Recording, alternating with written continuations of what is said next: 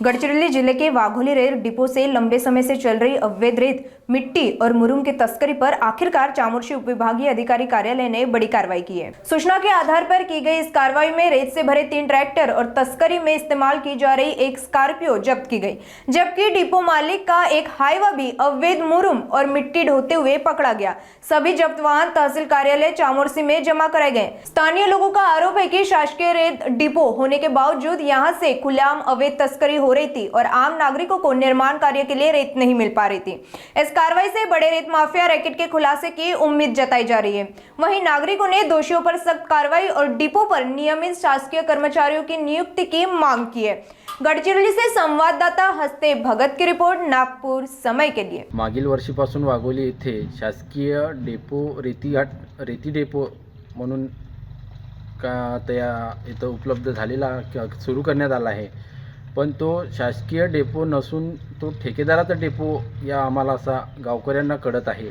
इथं कुठल्याही प्रकारे सरकारी कर्मचारी या आपल्या डेपोमध्ये हजर नाही राहत आणि इथं सर्रास प्रकारे मागील वर्षापासून पोकल्यांच्या सहाय्याने रेती उपसा करीत आहे आणि तो उपसा केलेला रेती तो स्वतः ठेकेदार आपल्याच गाड्याने घेऊन तो सर्रासपणे आपला बाहेर माल विकत आहे आणि इथं कुठल्याही घरकुल लाभार्थ्यांना रेती आजपर्यंत मिळालेली नाही।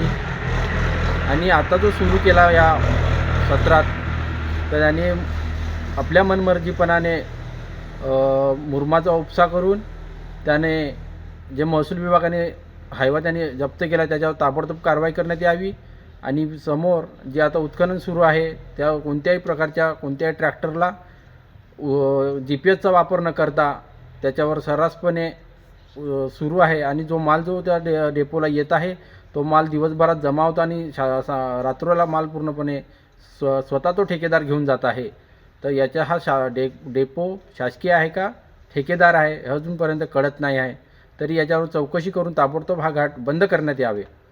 म्हणजे तुम्ही जे ग्रामपंचायतचे जे उपसरपंच आहात, पण तुम्हाला अजूनपर्यंत म्हणजे शासकीय डेपो आहे की हा कोणता डेपो आहे हा अजूनपर्यंत तुम्हाला कळलेला नाही आहे का? मग अजूनपर्यंत आम्हाला कोणत्याही कर्मचाऱ्यांनी किंवा महसूल विभागाच्या कोणत्याही कर्मचाऱ्यांनी आजपर्यंत आम्हाला ही माहिती दिलेली नाही आहे।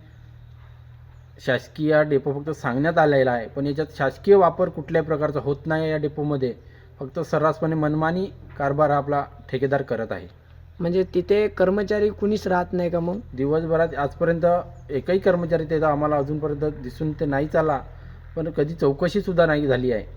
बरं, आता मग घरकुल लाभार्थ्यांना पण इथून काहीतरी रेती मिळाली का? मग आजपर्यंत मागील वर्षापासून एकही घरकुल लाभार्थ्यांना रेती मिळालेली नाही।